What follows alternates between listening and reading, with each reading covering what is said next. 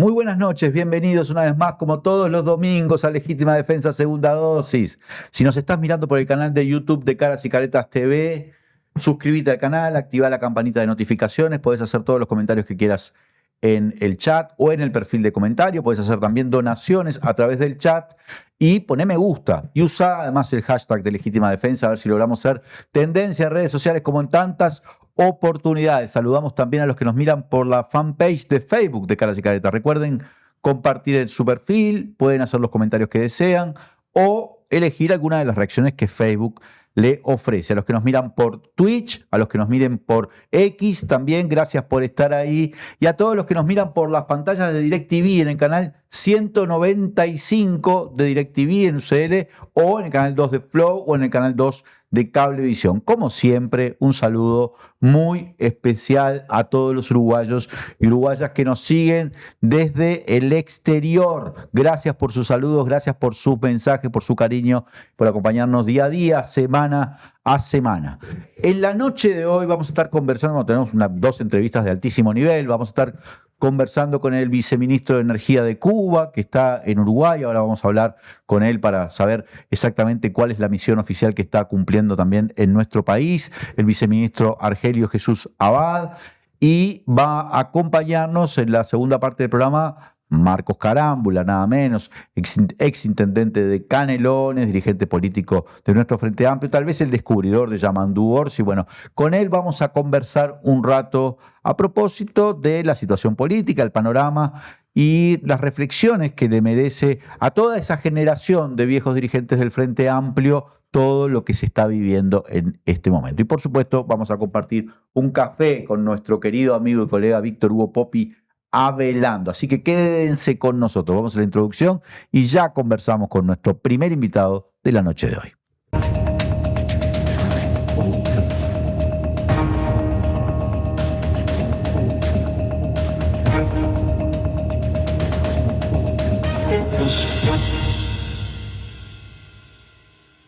Bueno, volvemos con Legítima Defensa Segunda Dosis. Gracias a todos los que están ahí, gracias a los que se van conectando, a los que se van sumando. Recuerden, pueden dejar todos los mensajes que quieran, activar la campanita de notificaciones, poner me gusta, suscribirse al canal y hacerse socios o socias de la comunidad de Caras y Caretas en el QR que ahora seguramente te pongan en la pantalla, o en el 091-613-403, o en la página web de Caras y Caretas. Tenemos el gusto de recibir en el estudio al señor viceministro de Energía de Cuba, Argelio Jesús Abad. Viceministro, gracias por acompañarnos, gracias por estar aquí. Muy buenas noches, Leandro, para ti y para todos los que nos escuchan y nos ven en este momento.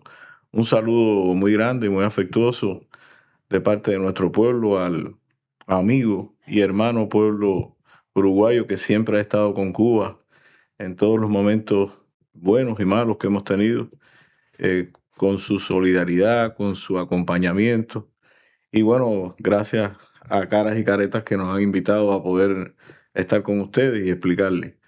Nosotros estamos participando aquí en la 8ª edición, o sea, la 8ª convocatoria que se hizo de la reunión ministerial de los ministros de Energía de la CELAC, que tiene como sede aquí la ciudad de Montevideo, en Uruguay, y estuvimos participando en representación de nuestro país, de nuestro pueblo. Es un evento en el que siempre Cuba ha participado y es una oportunidad para el diálogo político, para la integración, para hablar de la transición energética tan necesaria y obligatoria para nuestros pueblos en este momento.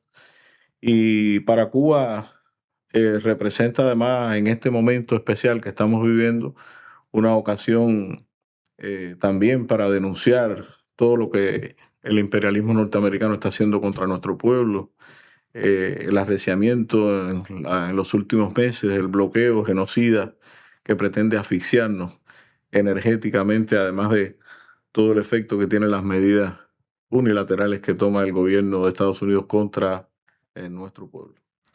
Viceministro, el 3 de enero, bueno, hay que marcar el 3 de enero como un parteaguas, yo creo que en la historia reciente, cuando la operación militar de los Estados Unidos secuestró al presidente de Venezuela, Nicolás Maduro, a su esposa, Cilia Flores, y ya unos meses antes venía aplicando un bloqueo naval a Venezuela, bloqueo que incluyó la interceptación de barcos petroleros venezolanos, el desvío de algunos barcos o la piratería sobre ellos en el Mar Caribe, y ya en ese momento Cuba estaba recibiendo muy poco o nada de petróleo venezolano, quedaba así el suministro que estaba haciendo Pemex, México, vendiéndole a Cuba, hasta que el 29 de enero se dispone una orden ejecutiva de los Estados Unidos que amenaza con aranceles a cualquiera que le provea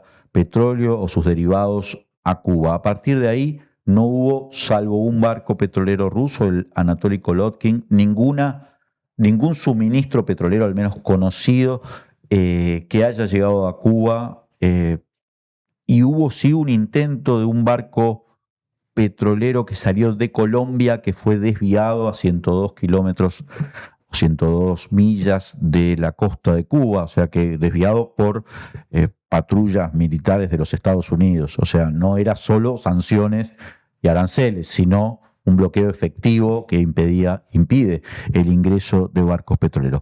¿Cómo hace? Porque me parece que la responsabilidad que le tocó a usted, viceministro de Energía, en un momento como este, ¿cómo hace un país para sostener, eh, tratar de seguir funcionando sin petróleo, sin un suministro del cual depende el 70-80% creo de la energía cubana? Sí, es interesante lo que preguntas. Primero, hablar de los antecedentes. Cuba está sometida a este bloqueo inhumano y genocida hace más de 6 décadas. O sea, Cuba ha estado, por desgracia, los cubanos, que incluso como yo, tienen más de 50 años, hemos vivido toda una vida bloqueados. No hemos conocido una patria realmente que tenga todas las oportunidades en el mundo, el comercio, la finanza, la economía, porque hemos estado bloqueados durante 60 años. Ese bloqueo, a partir del mandato del presidente norteamericano, se aplicaron más de 143 medidas que venían destinadas a asfixiar la economía. Y ya desde diciembre del año anterior, cuando se comenzó a bloquear a Venezuela, bueno, pues se impidió. Nosotros teníamos relaciones con varios países a los cuales adquiríamos combustible, con lo que podíamos a partir de los ingresos nuestros en divisas. Se ha tratado de acusar de que Cuba traía combustible regalado de Venezuela. No es así. Cuba tiene un convenio con Venezuela de hace muchos años, de la época de Petrocaribe y demás, y del ALBA, en la cual Cuba, como país hermano de los latinoamericanos, en el caso de Venezuela, aportaba médicos, maestros, deportistas, entrenadores, personal de la cultura, o sea, en varias misiones que el gobierno venezolano nos solicitó y nosotros interveníamos. Y ahí se estableció un convenio en el cual ambas naciones contribuían y nosotros, como resultado de ese convenio, pagábamos nuestro combustible. O sea, nunca hemos obtenido un petróleo regalado de Venezuela. Ya en la última etapa, con ese bloqueo, prácticamente nosotros no pudimos adquirir combustible de ese hermano país. Y también se comenzó en los actos de piratería en el mar. O sea, barcos de combustibles que salían de otras partes del mundo, de países amigos, y que venían con destino a Cuba, eran interceptados en el mar, algunos abordados como un acto de piratería típico siglo XVIII-XIX. Y realmente ya desde el mes de diciembre nosotros no habíamos recibido prácticamente combustible en el país. Hemos estado viviendo y sobreviviendo con las reservas que tenía el país a partir de los suministros anteriores, que siempre el país ha tenido que prepararse para este tipo de eventualidad. Y bueno, el 3 de enero fue el momento cúspide del proceso en el cual, a partir de la captura del presidente Nicolás Maduro, que además yo creo que fue un acto bien denunciable y bien horrendo en pleno siglo XXI. Bueno, pues esto se agudizó y realmente impidieron con el 3 de enero que pudiera acudir a Cuba cualquier barco de combustible. Los intentos que usted explicaba que de Colombia y de otros países fueron abortados en pleno proceso, y solo el barco ruso que vino con 100.000 toneladas de crudo eh, es lo que hemos tenido nosotros como combustible, que lo refinamos en nuestra refinería y nos dio aproximadamente unos 10, 12 días de combustible para el consumo regulado que teníamos. Y de ellos, con lo que teníamos, más eso y, bueno, algunos isocontenedores que se han importado por la forma de gestión no estatal, por el sector privado, que se le ha permitido con muchas limitaciones importar algunos isocontenedores. Bueno, se ha mantenido la vitalidad elemental del país, dígase los hospitales, los centros de atención social, pero realmente el estrangulamiento y la asfixia ha sido extraordinaria en el transporte, en la generación de electricidad. Le puedo decir, por ejemplo, nosotros tenemos 1.100 megawatts de generación distribuida que se hizo durante la revolución energética por nuestro comandante en jefe, en una época también donde tuvimos dificultades con la generación eléctrica, que hoy están sin poder utilizarse porque consumen fuel o diésel y no existe un gramo de esos combustibles. Y a eso se le suman unos motores en tierra que tenemos en la zona de Moa, en Mariel, unas patanas que tenemos en la zona de la Bahía de La Habana, que también funcionan con fuel y que no tienen combustible. Los 1.100 que tenemos de generación distribuida, más los 300 megawatts de estos motores en tierra, suman 1.400 megawatts que hoy Cuba no dispone. Y al no disponer de eso, el déficit entre la capacidad de generación y la demanda en Cuba provoca apagones que hoy están siendo eh, por más de 30 horas en muchas ciudades, 30 y tantas horas en la propia capital de la ciudad, del país. Que ustedes saben que todas las capitales normalmente, porque tienen los nodos principales de comunicación, los bancos, las principales cuestiones, en determinado momento se protegía, pues realmente ya en este momento el nivel de apagones es tan grande como en el resto del país. Y eso ha provocado, por supuesto, que el país y las personas tengan que acudir a otra forma de cocción de alimentos, con leña, con carbón, que prácticamente no dispongan de capacidad de refrigeración para los alimentos, se echan a perder. Y todo lo que conlleva con el calor, la incomodidad que provoca precisamente esta situación y además lo que provoca también en los propios centros de salud, en los propios centros educacionales para el transporte de los niños hacia las escuelas, de los maestros. Realmente es una situación muy, muy difícil la que está viviendo hoy el pueblo cubano, producto de este bloqueo energético. Para resumirte, en 6 meses apenas un barco de combustible ha llegado a Cuba. Como explicamos, la administración estadounidense ha interceptado al menos 7 buques tanqueros con destino a Cuba, reduciendo nuestras importaciones de petróleo a menos de en más de un 90%, menos de un 10%.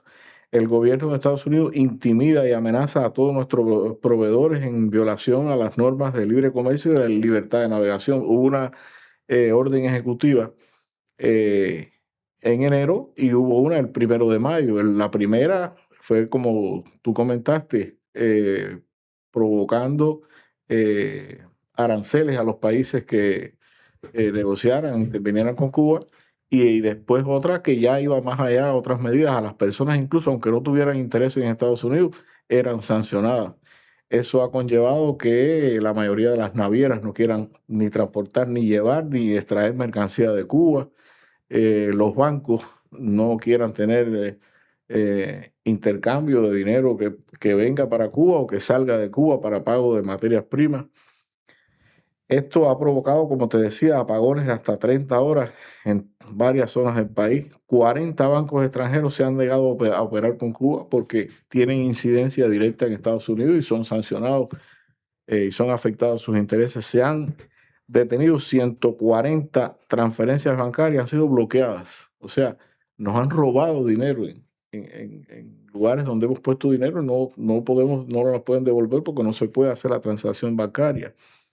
Y una cosa triste es que hay países hermanos como México, el propio Uruguay, hay muchos países que han enviado donativos de alimentos para Cuba y de ellos en este momento hay 170 contenedores de productos esenciales alimenticios para la población, leche en polvo, arroz, frijoles, que no han podido ser no han podido llevarse a su destino porque no hay combustible para su transportación. Esto equivale aproximadamente a 6,3 millones de dólares en alimentos que no hemos podido transportar porque no tenemos el combustible por ferrocarril o por carretera para poder llevar a todo el país estos donativos. Esto realmente es algo triste e indignante, porque como ha sido Cuba con el mundo, Cuba desde que triunfó la misma revolución, como decía Martí, Cuba no anda de pedigüeña por el mundo, anda de hermana.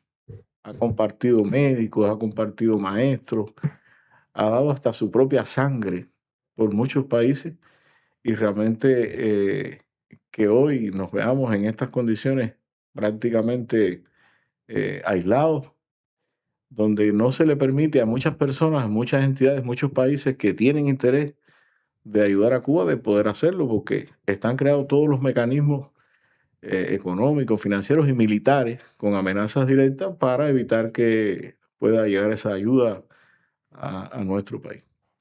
Ministro, viceministro, en este escenario, de todas maneras, Cuba ha intentado ir sustituyendo, haciendo una suerte de cambio hacia una matriz energética renovable, que incluso ha sido destacado en la prensa internacional, incluso en la prensa estadounidense ha llegado a decirse, bueno, tal vez es el cambio más rápido con la instalación de parques fotovoltaicos.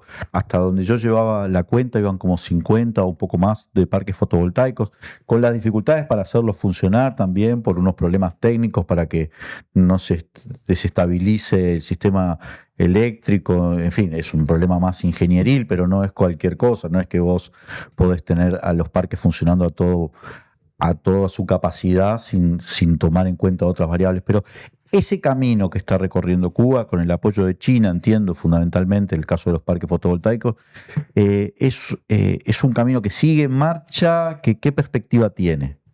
Sí, es interesante también lo que preguntas. Cuba tiene hace tiempo que aprobó una estrategia para la transición energética, porque el mundo no puede seguir, primero, contaminando con los niveles de emisión de dióxido de carbono en la atmósfera a partir de la quema de los combustibles fósiles. Y segundo, porque son recursos finitos, los hidrocarburos son recursos finitos y en un momento determinado en el mundo se van a acabar. De hecho, las guerras que están sucediendo ahora tienen una parte de ellas un elemento importante que es apropiarse de esos hidrocarburos. Entonces Cuba, que tenía un sistema, o que tiene un sistema de generación con viejas termoeléctricas también bloqueadas y también afectadas por el efecto del bloqueo, por falta de financiamiento, de piezas de repuesto. Nos han negado a veces por el mismo bloqueo una pieza fundamental para una termoeléctrica, que nosotros la hemos llevado a consumir el crudo que se extrae en Cuba. Es un crudo pesado, un crudo que tiene altos niveles de azufre y que por supuesto trae también un inconveniente desde el punto de vista de tener que acelerar los mantenimientos, hacerlo con más frecuencia, por el efecto que provoca en las calderas y en los demás dispositivos y equipos que conforman las termoeléctricas. Con esa generación y la generación distribuida, nosotros cubríamos la capacidad del país, y con eso la generación distribuida que se hizo, como te explicaba, durante la revolución energética. A partir de esta situación que no puedes utilizar los combustibles importados, pues Cuba decidió acelerar la transición energética de un 3,8% que tenía en el 2023. En el 2024 llegamos a cerca de un 5% y en el 2025 llegamos a un 10% de penetración de las energías renovables en la matriz de generación. Estamos desarrollando 2 megaproyectos de instalación de 1000 megawatts en parques solares fotovoltaicos. Los primeros 1.000 se concluyeron en el 2025, más de 52 parques, como tú explicabas ahí.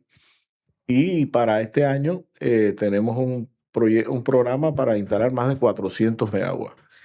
Eso que tú explicabas de la limitación que estamos teniendo hasta estos días, posiblemente pasado mañana ya el domingo, tengamos en línea los primeros bancos de baterías que tendrían como función la regulación de frecuencia, porque estas fuentes renovables son muy útiles, te ahorran muchísimo combustible. Por ejemplo, 1.000 megawatts en Cuba de parques solares fotovoltaicos te ahorran 500.000 de toneladas de combustible importado. Fíjense el impacto económico que tiene y además ambiental para Cuba. Cuando usted tiene la generación, es muy, muy útil y muy beneficiosa, pero tiene el inconveniente que con la variación con la nubosidad y la variación de la luz solar, pues tiene inestabilidad en la generación. ¿Cómo se compensa eso técnicamente? Bueno, con los bancos de batería, los llamados BESS, que tienen la función de cargarse y estar a disposición de cuando haya variaciones en la potencia de estos parques, ellos inyectan energía y compensan esas variaciones y mantienen la estabilidad de la frecuencia en el sistema. Nosotros vamos a instalar como parte de esos 2.000 megawatts, 200 megawatts en baterías para la regulación de frecuencia. Tenemos un proyecto después de acelerar también la introducción de la energía solar con acumulación para poder trasladar en los horarios que más necesite la demanda esa energía. Pero estos bancos de batería, estos 200 megawatts, son específicamente para mantener la estabilidad del sistema de generación de electricidad. ¿Qué pasa? La masa inercial fundamental de la generación lo lleva la generación térmica, que es la generación que convierte la energía mecánica en energía eléctrica y es quien lleva la inercia y la robustez del sistema. Si usted hoy con los niveles de limitación que tiene la generación térmica incrementa o pone en igualdad de condiciones la energía eólica, que ya tiene, como le decía, más de 1.200 megawatts instalados, nosotros en este momento, 1.400, perdón, ya en este momento tenemos 1.400 megawatts instalados, de lo que teníamos antes más los 1.000 que instalamos el año anterior. Si usted lo lleva en igualdad de condición, las variaciones que provoca esto arrastra al resto de las termoeléctricas y puede provocar blackout, como lo que hemos tenido nosotros en otros momentos, que no han sido por causa específicamente de esto, pero te provoca esa inestabilidad. Y estos bancos de batería pues logran que entonces usted estos 1.000 megawatts los pueda desplegar en toda su magnitud en mediodía y en el resto del día lo pueda aprovechar con mucha más intensidad. Y eso disminuye los apagones. Eso debemos hacerlo, ya le digo, con la puesta en marcha del primer banco de 50 megawatts que será este fin de semana. Los otros ya tienen una secuencia en el mes siguiente, en el otro mes, y por último, a finalizar el año, terminaremos los últimos 50 megawatts de batería instalados. Viceministro, para completar este panorama energético, y así hacemos el primer corte, pero después quiero hablar de otros temas también. Cuba tiene una cierta producción petrolera, como usted estaba contándonos, sobre todo petróleo ultrapesado, muy pesado, en la zona entre La Habana y Matanzas, y con mucho azufre, pero estamos enterados de que en el último mes, sobre todo, ha habido un intento cubano de refinar su propio petróleo que se consideraba muy difícil de refinar, para poder producir este tipo de derivados como fuel oil o diésel, en fin. ¿Cómo avanza esa otra estrategia, que es poder utilizar hidrocarburos propios? Sí, antes de pasar propiamente a lo que me preguntas, quería puntualizarte de la pregunta anterior, que además de la fotovoltaica, nosotros estamos apostando por un nivel de energía eólica. Tenemos estudios realizados durante varios años por nuestras universidades de las potencialidades que tiene Cuba en solar, en energía eólica. Y, por supuesto, En este momento solamente estamos generando electricidad con el combustible que somos capaces de extraer de nuestros pozos petroleros, como tú explicabas, de la Franja Norte. Cuba sigue desarrollando también investigaciones para el uso de nuevas energías renovables, como es el caso de la geotérmica, como es el caso del hidrógeno blanco, que es muy incipiente. Cuba tiene identificado varios sectores con posibilidades a través de estudios sísmicos y además por la propia geología regional que tiene Cuba, vinculada incluso a la propia, al propio continente americano, con altas probabilidades de tener combustible, o sea, hidrocarburos más ligeros. Lo que pasa es que también el bloqueo nos ha impedido llegar a financiamiento y acceder a tecnologías que podamos perforar y descubrir ese petróleo más ligero que nos puede permitir una independencia total en la generación de electricidad y para el consumo del país. Dentro de las investigaciones que estamos haciendo está precisamente el cómo lograr, obligado por estas circunstancias que tenemos, refinar nuestro crudo con estas características. Y bueno, para eso el Centro de Investigaciones del Petróleo y otras universidades están trabajando en proyectos de refinación para obtener. Ahora estamos obligados porque, por ejemplo, para extraer esos crudos tan densos de los pozos petroleros, se hace necesario tener un solvente que se importa. Y ese es de los productos que no nos permiten importar. Entonces, primero desarrollamos estas primeras pruebas que hemos estado haciendo en la refinería del oriente del país, de Santiago de Cuba, para obtener los solventes que son las naftas y los productos más finos, los querodiesel, se le llaman así, que nos permitan darle continuidad a la producción petrolera.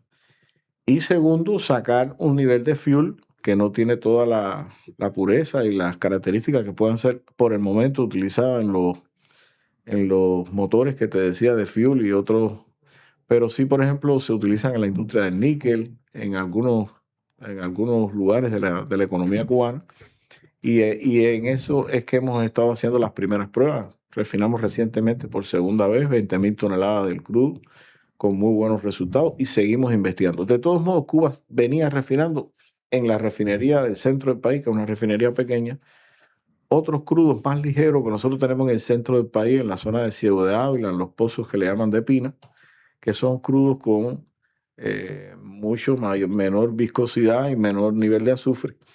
Y ahí hemos obtenido niveles, ya tenemos experiencia con niveles de diésel que sí pueden ser utilizados, fuel y aceite dieléctrico fundamentalmente para los transformadores. Pero las producciones de ese producto, de ese crudo ligero, son más pequeñas y por tanto solamente la tenemos contra esos usos y era la experiencia que teníamos. Ahora, refinar el crudo de la zona esta del litoral norte de Cuba es primera vez que lo hacemos y es el resultado de esas investigaciones que vamos a continuar hasta lograr tener incluso una planta piloto que está en diseño en este momento para después desarrollar ya tecnologías que nos permitan lograr refinar esos crudos hasta que podamos perforar y tener crudos mucho más ligeros. Viceministro, vamos a hacer un corte y enseguida volvemos. En Legítima Defensa, segunda dosis. EIR Aberturas, más de 20 años de experiencia y calidad. Conoce nuestras líneas de productos. Línea Proba, diseño, economía y durabilidad. Línea Suma, sistema de aberturas corredizas para grandes dimensiones. Y línea Gala, abertura de 2 hojas corredizas, todo en calidad de aluminio del Uruguay. EIR Aberturas, marcamos la diferencia. Te esperamos en la esquina de San Martín y Garibaldi o por el 094-235508. En estos 35 años nos pasó de todo. Parece que fue ayer. Venía a ayudarme. Despedimos el pasado y bienvenimos el futuro. Café. ¿Me das uno? ¿Cuánto te debo? 350 pesos. Está Caribe. Pero hay algo que no cambió. 35 años y todavía no se aviva. Algún día te vas a avivar. Macromercado. Lo mejor está por pasar. Detrás de cada conquista docente está el colectivo organizado. Con vos es más fácil. Afiliate a tu sindicato. FENAPES se mueve.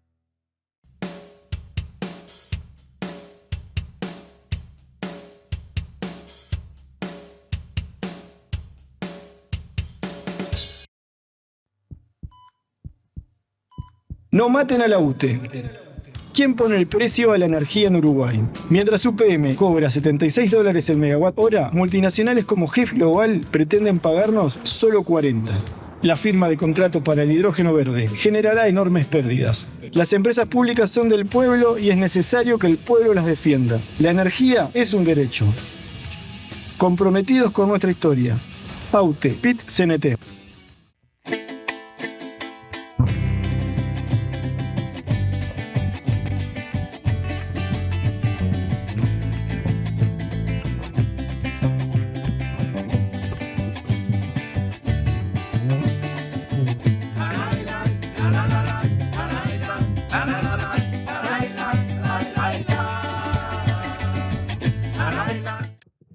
Volvemos con Legítima Defensa, segunda dosis. Gracias a todos y todas los que nos están acompañando. Seguimos conversando con el viceministro de Energía de Cuba, Abad. ¿Cómo le va? ¿Cómo le va? No, ya los vengo saludando. Quiero hablar de otros temas, además de la parte de energía, que yo sé que es como resalta mucho porque es una situación increíble, el bloqueo energético, sobre el bloqueo que ya tiene muchos años y sobre lo que en Cuba llaman como bloqueo recrudecido y que viene desde, por lo menos desde el primer gobierno de Trump, con la incorporación en la lista de países promotores del terrorismo y que, bueno, deja a Cuba fuera no solo de la parte comercial, sino también financiera, sin posibilidad de hacer transacciones bancarias y ese tipo de cosas.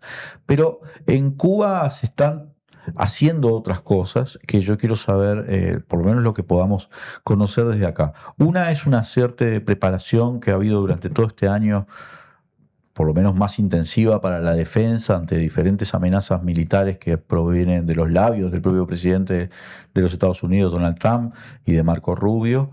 Y otra son medidas de reforma económica. Por lo menos recuerdo en estos últimos meses una autorización para que cubanos residentes en el exterior participaran de manera bastante más intensa y profunda en la economía cubana, pero además está este conjunto de medidas que se discutió esta semana en el Pleno. Primero las anunció de algún modo como los titulares el presidente Díaz-Canel, después se discutió en un pleno del Partido Comunista y después se aprobó en la Asamblea Nacional del Poder Popular. Todo de una manera muy rápida. Creo que son 170 medidas muy abarcativas que parecen una reforma de mercado muy fuerte, con de hecho la apertura a instituciones privadas, bancos privados, inversión extranjera directa, de cubanos, de no cubanos, en otros sectores incluso de la economía que antes estaban reservados solo para el Estado, e incluso la posibilidad de privatizaciones o establecer empresas mixtas y, en fin, una reforma que algunos en el Uruguay han calificado como de tipo China o vietnamita. Yo no digo que haya que ponerle un nombre así, pero para comprenderlo. Me gustaría de los dos temas poder un poco desarrollar. Primero, ¿cuál es cómo consideramos o cómo calificamos el grado de amenaza? ¿Estamos ante un bravuconada, provocación, o realmente todo este despliegue que incluyó portaaviones, que incluyó vehículos, drones no tripulados, monitoreando, haciendo espionaje, inteligencia, amenazas de orden dichas por el propio Trump y otras autoridades del Comando Sur, en fin? ¿Cómo estamos tomando estas amenazas? Bueno, esto es un nivel de escalada muy superior al que venían, con el mismo objetivo que ha tenido los gobiernos de Estados Unidos desde que triunfó la revolución, que es derrocar la revolución cubana en sí misma, el régimen social que nosotros escogimos por legítimo derecho a desarrollar, y una sociedad socialista que es la que no renunciamos y queremos continuar desarrollando y llegar a un socialismo próspero y sostenible y un socialismo desarrollado, que son nuestros conceptos e ideales como revolucionarios. Este nivel de escalada no tiene precedente. O sea, Cuba, desde que el mismo triunfo de la revolución tuvo, bueno, la invasión de Girón, tuvo actos también de piratería, actos de intervención militar. Y en este momento, después de haber pasado la Guerra Fría y haber pasado momentos de más distensión, es un momento muy complicado, con amenazas directas de invasión a Cuba por el propio presidente de Estados Unidos. De hecho, ha dicho, bueno, ahorita estamos en Cuba, vamos a tomar Cuba militarmente. Son amenazas reales y Cuba siempre se ha venido preparando para la defensa. De hecho, nosotros hemos desarrollado nuestro propio sistema defensivo basado en una guerra asimétrica, porque no tenemos el poderío militar que tiene las potencias militares extranjeras, en lo que llamamos el concepto de la guerra de todo el pueblo, que es precisamente lograr hacer que el enemigo le cueste mucho ocupar el territorio nacional y poder dominar y obtener su objetivo, que es cambiar el sistema político. Los cubanos estamos entrenados hace mucho tiempo en este tipo de amenazas y, a decir verdad, aunque ahora las amenazas son mucho más certeras y la escalada es muy superior, seguimos con la misma convicción de que no nos vamos a rendir. Hemos estado incluso tocando todos los planes que tenemos previstos para la defensa del país ante los diferentes momentos que pueda vivir, desde la etapa de crisis en que estamos, el inicio de la crisis, hasta un posible golpes aéreos limitados, golpes quirúrgicos o incluso una intervención militar. Bueno, desarrollando nuestros planes de preparación, sobre todo con todo el pueblo, que es la concepción que nosotros tenemos para eso. Cuba, además de tener que defenderse militarmente en medio de estas circunstancias donde no hay combustible, donde las condiciones del país son complejas, ellos están primero apostando por la asfixia del pueblo, porque el pueblo vea en los males no a su principal verdugo o a su principal causante, en este caso del gobierno de Estados Unidos, sino que culpe al gobierno de los problemas que hoy estamos atravesando, que no tienen otra causa que no es precisamente el bloqueo genocida que nos tiene sometidos. Y para ello desarrolla y articula una guerra mediática que usted ve en las redes sociales, el nivel de agresividad, el nivel de linchamiento político, de calumnia, de mentiras que hay contra nuestros dirigentes, contra los principales líderes de nuestro país. Contra el sistema, mostrando como un sistema, como el propio Trump lo repite varias veces, eso no funciona, son unos incapaces. Y después que tiene asfixiado, como decimos los cubanos, te tienen cogido por el cuello, entonces te dicen, bueno, no respiras, no eres capaz de respirar si no te dejan respirar. Y entonces, en medio de esas circunstancias, bueno, pues tenemos que adaptarnos, porque el pueblo de cubano es un pueblo resiliente, es un pueblo que se ha dedicado a resistir durante todos estos años y nuestro comandante en jefe emitió hace muchos años un concepto que todos los cubanos lo llevamos dentro, que es el llamado concepto de revolución, donde él dice, revolución es sentido del momento histórico, es cambiar lo que debe ser cambiado. O sea, Fidel nos dejó el legado de que la revolución no es algo estático, no es algo dogmático, que tiene que adaptarse a las circunstancias que vive el mundo y que vive el propio país. ¿A qué tenemos que adaptarnos nosotros en este momento histórico? A sobrevivir, pero a sobrevivir y desarrollarnos. No podemos estar toda la vida en estas condiciones. Y para eso, bueno, son todas las medidas que se han venido tomando. Hay un programa de gobierno que el país ha venido desarrollando en los últimos años y específicamente desde el año anterior, con varios objetivos. En primer lugar, proteger a los sectores más vulnerables de la sociedad y, en segundo, tratar de reanimar la economía en medio de estas circunstancias donde no hay energía, no hay combustible, no hay financiamiento, no hay dinero, no hay embarcaciones. Y ahora, casualmente ayer, nuestra Asamblea Nacional aprobó como tú explicabas, más de 170 transformaciones, le llamamos nosotros, que tienen un carácter un poco más radical y que sí, inevitablemente, le permite una apertura al capital privado, a la inversión extranjera, a tratar de dinamizar la economía en medio de esta circunstancia de bloqueo.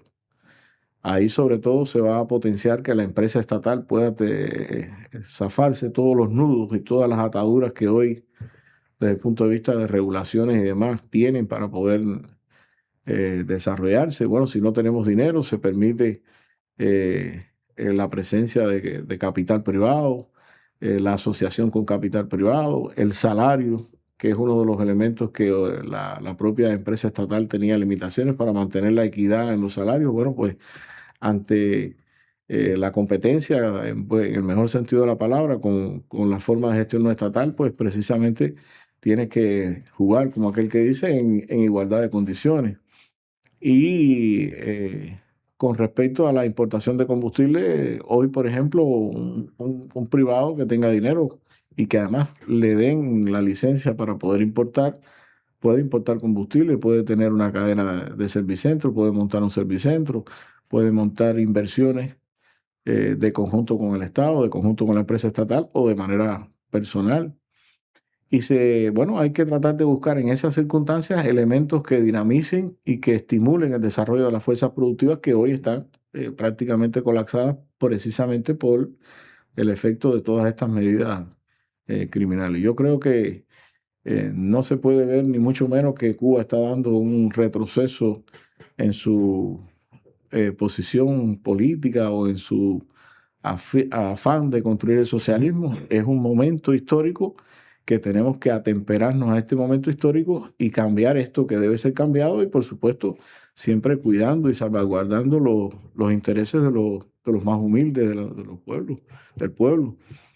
Como decía Martí, y después Fidel lo ratificó, la revolución se hizo por los humildes y para los humildes. Y eso es un elemento que la dirección del país nunca va a descuidar, ni nosotros, los militantes del partido, todo el sistema político que hay en Cuba va a velar por eso. Pero ahora se hace necesario adoptar estas transformaciones que van a permitir un poco enfrentar este momento que nos ha obligado el imperialismo norteamericano a vivir. Viceministro, con las transformaciones, más allá de la velocidad de la implementación, la urgencia, dadas las circunstancias de que se dinamice la economía de algún modo, requieren, por ejemplo, en el caso de inversores, no residentes, estados, empresas, la voluntad de enfrentarse a sanciones de los Estados Unidos. Te pregunto porque sé que hubo hace poco un foro en San Petersburgo, en Rusia, o algún nivel de acuerdo eventualmente con Rusia de gestión o de cogestión de algún tipo de infraestructura, no sé si no en la parte de hecho termoeléctrica o en otras, pero también hemos visto en las últimas semanas algunas cadenas hoteleras muy importantes que hacía muchos años estaban en Cuba, como Meliá o Iberostar, bueno, tenían que salir por las sanciones de Estados Unidos, o Sherritt en la minería en Moa, en fin, o sea, el nivel de sanciones es medio que brutal. Entonces, me pregunto cómo, si se prevé, más allá de que yo sé que cualquier cosa que se diga se puede perseguir por los Estados Unidos, ¿no? Pero si se prevé el ingreso de esos capitales, o simplemente decimos, bueno, estamos haciendo este marco legal, pero vamos a ver, porque con estas sanciones es muy difícil, no sé. Bueno, Martí nos enseñó a nosotros que contra los enemigos había que hacer plan contra plan. Ellos ahora nos bloquearon casi todas las cadenas que operaban los hoteles cubanos, nos bloquearon muchos de los socios inversionistas en la minería, como Cherry y otros, que por cierto todavía estamos en proceso de trabajo con ellos, y así, con todos los que hasta ahora se habían desafiado a las propias leyes del bloqueo y estaban en Cuba. Bueno, precisamente por eso es que nosotros hoy adoptamos como transformación que un cubano que tenga capital y que tenga dinero, tanto en el exterior como en Cuba, pueda administrar un hotel, pueda comprar un hotel, pueda gestionar un hotel. Asimismo, cualquier firma extranjera o cualquier cubano-americano que tenga su financiamiento puede hacerlo también. Nosotros tenemos la ventaja de ser un país que tiene cientos de kilómetros de playas extraordinariamente bellas. Usted debe conocerla. Y realmente se ha desarrollado, ha sido una estrategia del gobierno revolucionario de desarrollar el turismo como vía de ingresos al país. Nosotros llegamos a tener ingresos por más de 5 millones de turistas en el año 2018, 2019. Cuando el descongelamiento de Obama, ¿no? Cuando vino las medidas de Obama, que nos permitió tener ingresos.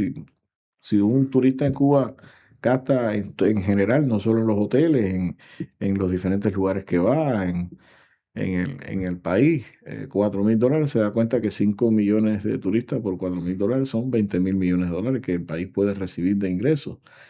Y hoy esas mismas condiciones que bloquean a Cuba, bloquean a los norteamericanos. Del norte de América, de Canadá y Estados Unidos, bajan a la Florida y a la zona del Caribe decenas de millones de personas. Si no existiera el bloqueo, Cuba podía alojar y recibir perfectamente 10 millones de turistas. Y esa fue siempre la intención, porque la intención incluso del propio comandante en jefe es que en un momento determinado Cuba lograría derrotar el bloqueo, el mundo se daría cuenta y los propios Estados Unidos que se están bloqueando ellos mismos también. Y el desarrollo de la industria hotelera fue una línea estratégica nuestra. Hoy tenemos los hoteles, hoy están bloqueados, hoy no permiten que las personas vengan. Los principales turoperadores son de los que están siendo afectados y por tanto esta apertura a que los hoteles puedan ser utilizados por otras vías es el plan contra plan de lo que viene ocurriendo contra nosotros. De igual forma, la minería, hemos dado oportunidades a inversores tanto nacionales como extranjeros a que puedan invertir y nosotros vamos a seguir nuestra línea de desarrollo en el tema de la minería, también asociada a la transición energética, también a los minerales que son de interés. Cuba es la quinta reserva de níquel del mundo y la cuarta de cobalto. O sea que Cuba tiene recursos minerales importantes y que son minerales esenciales en la transición energética. Y tiene otros minerales que también son importantes. Viceministro, no quiero robarle más tiempo porque sé que tiene otras actividades. Le agradezco mucho, por cierto, por la presencia. Quiero preguntarle, en última instancia, ¿cómo usted ve a la sociedad cubana? Es muy resiliente, no ha habido un estallido social. Yo creo, lo he dicho aquí en algún programa, que una situación similar en otro país creo que terminaría en un estallido social rápidamente. Bueno, es impresionante lo que estamos viendo en Cuba, pero me imagino el agotamiento, el cansancio, la frustración, no sé, es desesperante, ¿no? Para la mamá que tiene los niños, ahora viene julio, agosto que hace más calor, sin electricidad, con todas estas dificultades, la distribución de agua, de alimentos. ¿Cómo usted ve a la sociedad cubana en este momento? Bueno, decirte que realmente este tema es algo que ha tenido mucha manipulación mediática también. En Cuba, por supuesto, en medio de este estrangulamiento, de esta asfixia, hay reclamos sociales, porque cuando usted tiene una cantidad de horas de apagón, porque no puede ser capaz de generar electricidad, porque no tiene combustible, pues las comunicaciones se caen, porque, digamos, la telefonía celular tiene en cualquier lugar del mundo baterías, pero para 4 o 5 horas de reserva, para una eventualidad, no para 20 horas o más horas de apagón. Se caen las comunicaciones, los sistemas de bombeo de agua no funcionan, no puedes cocinar los alimentos, no puedes refrigerar los alimentos, muchos mercados no pueden funcionar porque no tienen la electricidad y esto, por supuesto, crea condiciones y caldo de cultivo para insatisfacciones sociales. Esos reclamos sociales existen y son atendidos por nuestras autoridades, incluso la orientación. Yo personalmente en determinados lugares he atendido personas con mucho respeto, en el mismo ministerio de nosotros. Por supuesto que todos los reclamos sociales tienen toda la razón, las personas que Lo que no pueden tener razón son los que manipulan y tratan de culpar a los que no tienen la culpa. El verdadero culpable es el gobierno norteamericano, son las medidas de asfixia económica estas y militares, de amenaza militar que tienen. Y realmente el hecho de que el gobierno y las autoridades y todos que somos parte del pueblo atendamos esos reclamos sociales, estemos a disposición de los poquitos recursos que hay, las pipas de agua, determinados recursos alimenticios. Hay momentos en que la electricidad ha fallado muchas horas y hacemos alimentos colectivos, le llevamos a los barrios, sobre todo en los lugares de más vulnerabilidad. Y así, medidas que hemos tenido que implementar de momento para lograr paliar esa situación que tiene el país.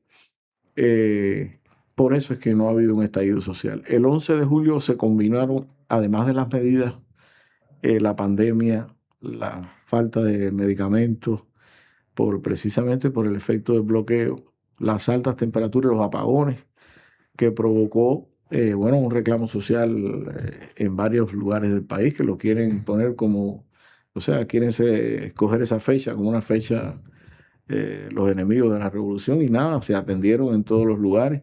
Y lo que no se permitió fueron indisciplinas sociales, actos de violencia contra las instituciones estatales, contra elementos del país. Eso, por supuesto, que se censuró, pero todo lo demás se atendió y yo creo que sí, que lo que tú dices es un milagro en el mundo. En el mundo, ¿qué país? ¿Cuántas horas pudiera vivir Estados Unidos si le hacen un bloqueo como este, que no le entre un barco de combustible? No días ni meses. ¿Cuántas horas viviera el gobierno?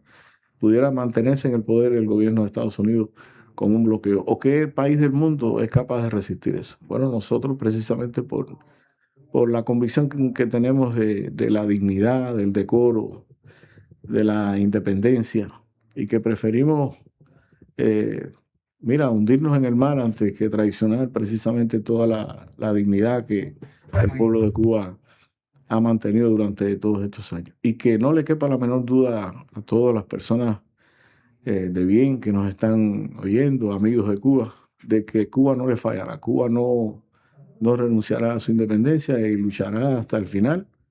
Y yo estoy convencido que triunfaremos, porque la verdad y el bien en el mundo tienen que triunfar. Muchas gracias, viceministro Argelio Abad, por habernos acompañado. Un placer. Y gracias a todos y todas los que nos están acompañando. Vamos a un corte, enseguida volvemos con más Legítima Defensa, segunda dosis. Ay, si no te gusta cuánto daño causa la guerra, si no soportas cuánto han perfumado esa mierda, vamos a juntarnos para darle conto. Mira que por tantos amores merece luchar. Ay, si no te gusta cuánto daño...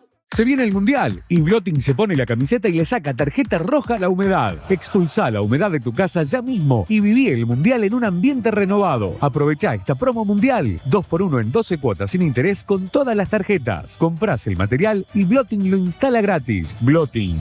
Renovás tu casa, renovás tu vida. Blotting.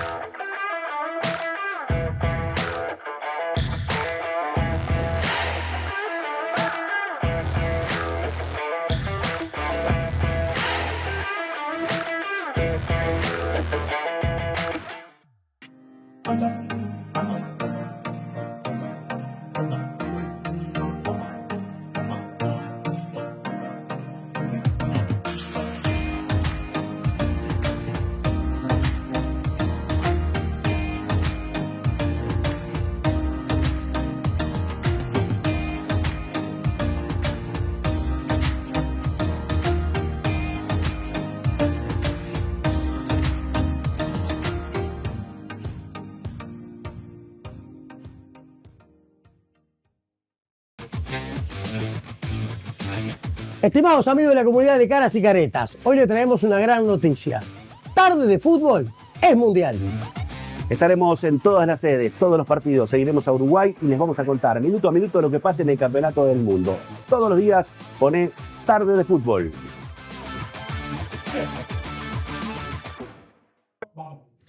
Volvemos con Legítima Defensa, segunda dosis. Gracias a todos y todas los que nos están acompañando. Estamos ya en contacto con el doctor Marcos Carámbula, ex intendente de Canelones. Añoso, no vamos a decir añoso, ¿no? Dirigente, histórico dirigente del Frente Amplio, digámosle así. Bienvenido, Marcos, gracias por estar acompañando. Bueno, un gustazo, Leandro. Déjame en primer lugar felicitar a todo el esfuerzo periodístico que ustedes hacen todos los días, semana a semana. Realmente es extraordinario. En este momento que hace falta tanta información, toda la información que dan ustedes de lo nacional y lo internacional, de la región, vale la pena. Realmente felicitaciones. Muchas gracias, Marcos. Siempre es lindo escuchar un mimo así, más viniendo de una persona como vos, además a la que queremos mucho, ¿no? Marcos, que queríamos invitar porque en las últimas semanas has tenido alguna participación pública, analizando un poco la marcha del gobierno, analizando un poco la situación política que se ha presentado en esta cuarta administración del Frente Amplio, que es innegable que atraviesa dificultades con la opinión pública, dificultades en la gestión y que, bueno, merecen una reflexión de parte de todos. Entonces queríamos invitarte, queríamos conversar contigo para que nos hicieras un análisis, vos que además tenés un gran conocimiento del presidente de la República, que podemos decir que fuiste un poco su mentor dentro de la intendencia de Canelones, fue tu secretario general, luego fue intendente de Canelones, ahora tiene esta responsabilidad y además como histórico dirigente del Frente Amplio, en algún momento precandidato incluso a la presidencia de la República. Queríamos conocer tu opinión, cómo valorás esta situación y cómo además podemos salir o mejorar la situación del gobierno, la situación de la izquierda en este periodo, en este momento. Así que bueno, te damos la bienvenida y danos primero una primera impresión de lo que estás observando, cómo estás observando la realidad política. Bueno, Leandro, lo primero que tenemos que decir, que eso creo que es el sentimiento de los frente amplistas, acá por casa y en los comités que voy visitando, hay preocupación. Sería erróneo no admitir de que estamos preocupados. Más allá de las encuestas de opinión, que siempre son un reflejo de lo que es la opinión de la población, hay un sentimiento que vivimos con los compañeros frente amplistas de preocupación. Entonces, en ese sentido, estamos a 15 meses, 16 meses prácticamente de inicio del gobierno. Nos parece que es momento de pensar, evaluar y, por qué no, generar un punto de inflexión. Porque este primer año se ha hecho mucha cosa, desde el presupuesto aprobado en el Poder Legislativo, cuando se tenía temores de que eso no pudiera pasar, después una serie de mejoras en materia del salario y de las jubilaciones insuficientes, pero que marcan un camino, el acuerdo con el Congreso de Intendentes, mismo la presencia internacional de nuestro gobierno y particularmente de Yamandú, son todos hechos que muestran que hay firmeza en cuanto a los pasos a seguir dando. Pero a eso se agrega un tema que para mí es fundamental, que nuestro gobierno, en sintonía con nuestra fuerza política y con la sociedad, encamine puntos sustanciales. Hay un acuerdo a nivel del gabinete social expresado por la ministra Lustenberg en su momento en materia de política hacia la primera infancia. Un país gobernado por el Frente Amplio no puede aceptar que de 500.000 uruguayos que están por debajo de la línea de pobreza, casi la mitad son niños.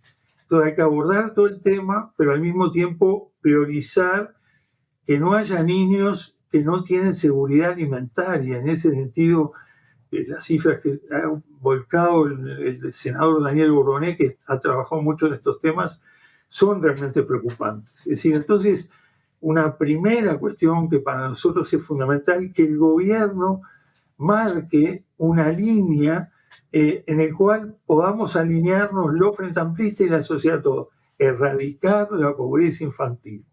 Sé que se está trabajando también en algo que sea ley o que sea proyecto cumplible, que es el derecho a la alimentación. En un país como el nuestro, productor de alimentos, el derecho a la alimentación es central. De la mano con esto, vemos los temas de vivienda y la situación en calle. En estos días tuve oportunidad, porque vinieron acá a Las Piedras tanto el ministro del MIDE, Gonzalo Sibila, como la ministra de Vivienda, Tamara Paseiro.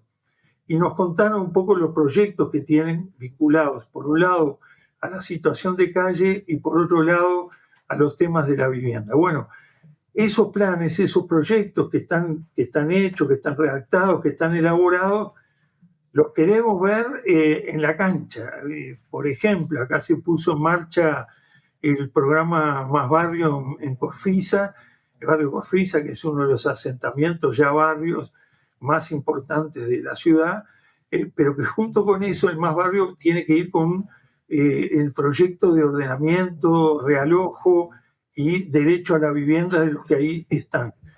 Esto debemos priorizarlo, no lo podemos. Está claro que nosotros no podemos resolver en un periodo de gobierno los 600 asentamientos, pero hay que empezar a mover la aguja. Y al frente de estos proyectos vinculados a la alimentación y la seguridad alimentaria de niños y niñas, del plan de situación de calle, que hay ejemplos, que se están haciendo las cosas, que hay un camino, por ejemplo acá en Canelones, a través de una coordinación MIDES-Intendencia, ya se empezó a aplicar el proyecto de no solo del refugio, sino dar un paso más. En Los Nogales, que era una escuela rural, agraria, se transformó en un hogar para, en este momento, más de 40 personas que estaban en situación de calle, que viven allí y que se han ido reinsertando en trabajo y educación. Estos son modelos, pero tenemos que tener una visión de que el país va en esas metas, no distraernos en otros temas que la derecha nos puede seguir marcando. El rumbo tiene que estar claro y atrás de ese rumbo convocar naturalmente a nuestra fuerza política, pero fundamentalmente a la sociedad. Y al frente de esto, el presidente de la República, en el programa de situación de calle, en el programa de erradicar la pobreza infantil, en materia de derecho a la alimentación, que es absolutamente claro, como a su vez el plan progresivo de vivienda de los sectores más vulnerables, que son los sectores que hoy están en los asentamientos, que están en calle. Y ayer, justamente en ocasión de la presencia de la ministra en el comité de base al cual pertenecemos, el cual tuvo una muy buena convocatoria, una joven que participó del comité de base dijo: y la vulnerabilidad de los jóvenes los están teniendo en cuenta, porque los jóvenes, ella dio su ejemplo, trabajamos mi compañero y yo, pero tenemos un sueldo que no nos da para alquilar, no nos da para pensar en algún momento en tener hijos. Verdaderamente tenemos muchas veces que refugiarnos o recolocarnos en las casas de los padres, de cada cual.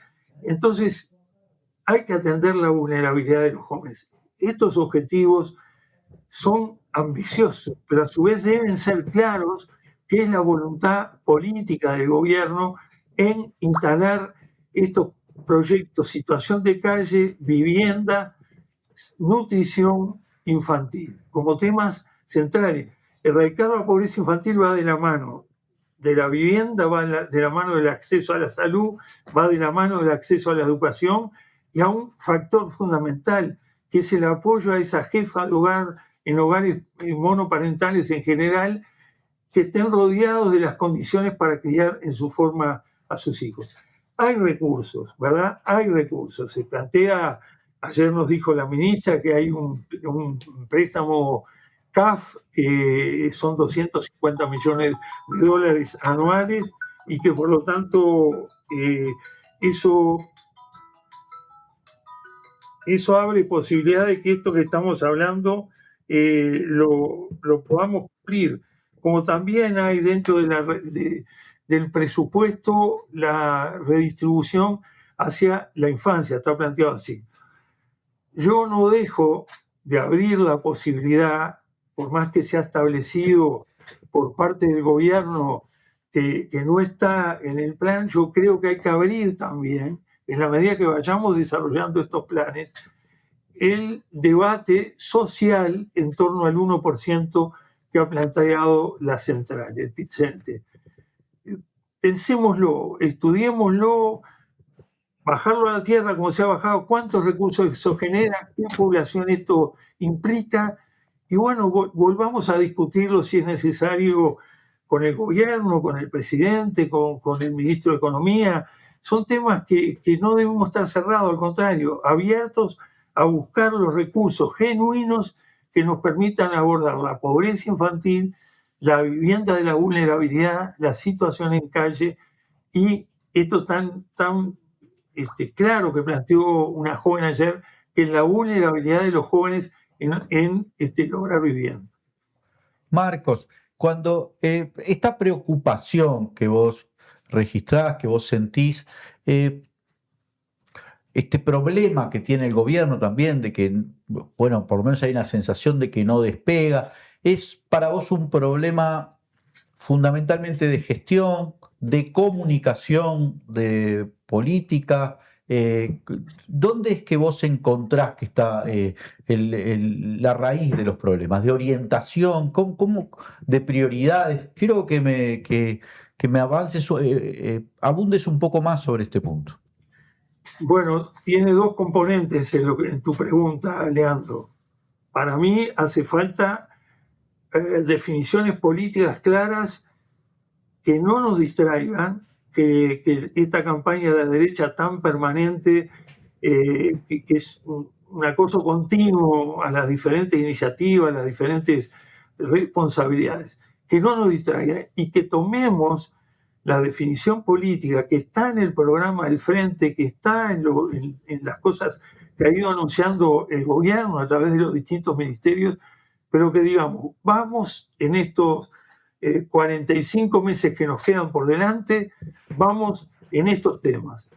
Erradicar la pobreza infantil, erradicar o ayudar a resolver el tema de la gente en situación de calle, hacer planes, desarrollar planes de vivienda que nos contó la ministra que ya están para abordar la vivienda de la vulnerabilidad y el acceso a la vivienda de la gente más joven o la gente que hoy por sus ingresos no puede tener ahorros para pensar en tener su vivienda propia.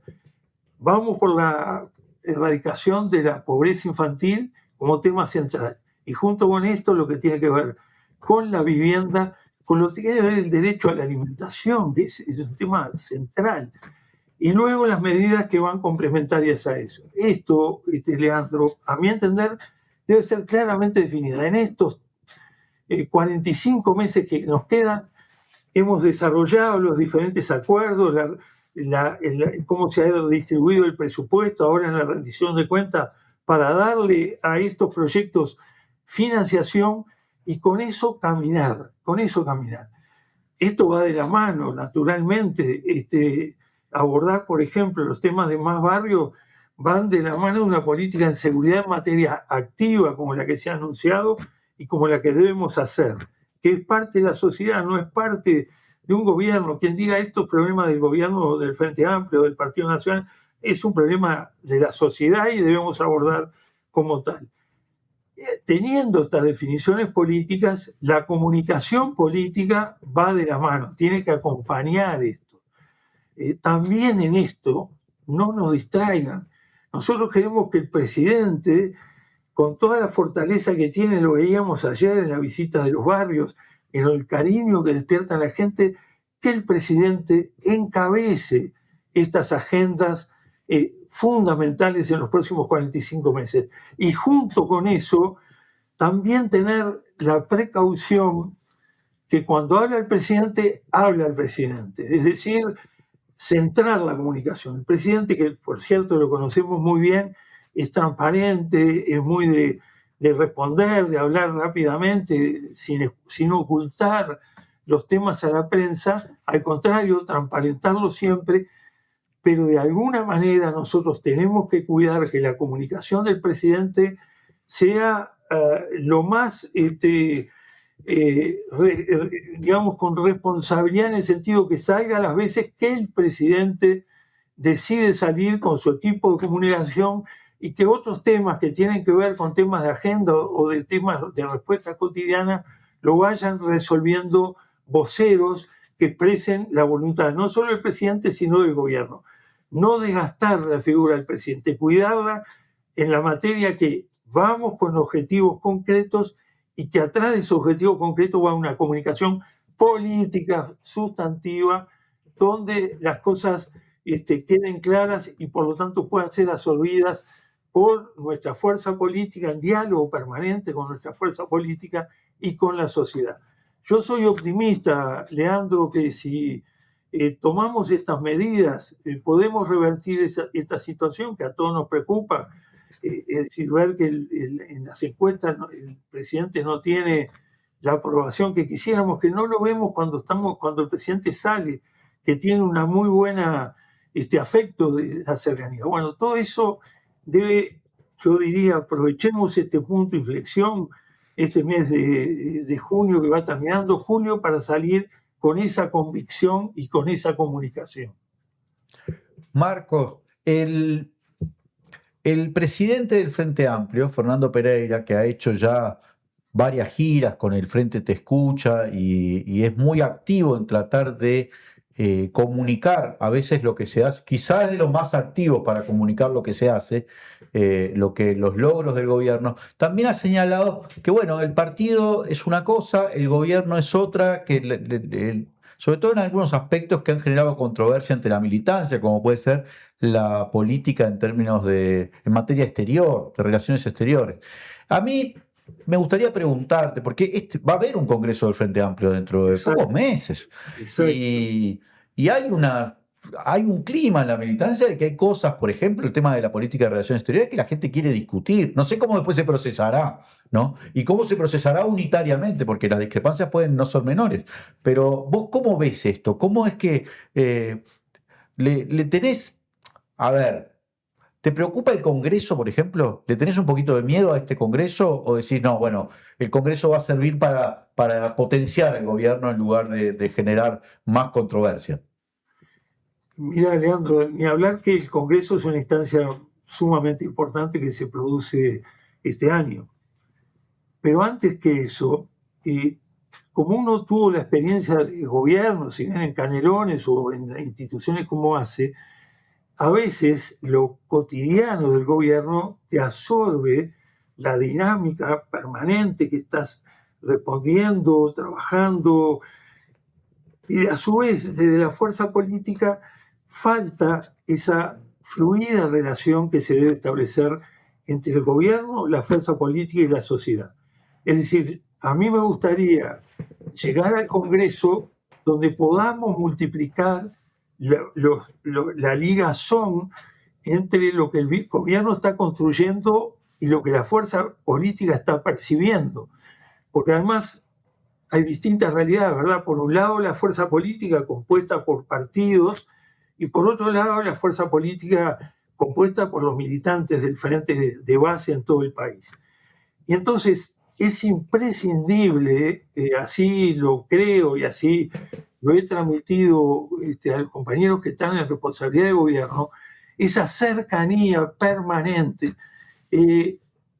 No basta con tratar de comunicar bien desde el punto de vista de la comunicación política, sino que esa comunicación política tiene que ir acompañada de una cercanía permanente de nuestro gobierno con la sociedad y nuestra fuerza política. Lo que se registra en esa cercanía es fundamental, porque ahí tú escuchás, lo digo con experiencia, tú escuchás una serie de críticas que de repente no las estás percibiendo, y a su vez la información que el gobierno da sobre temas que por ahí el compañero frente amplista no tenía toda la información, se puede procesar un diálogo acorde.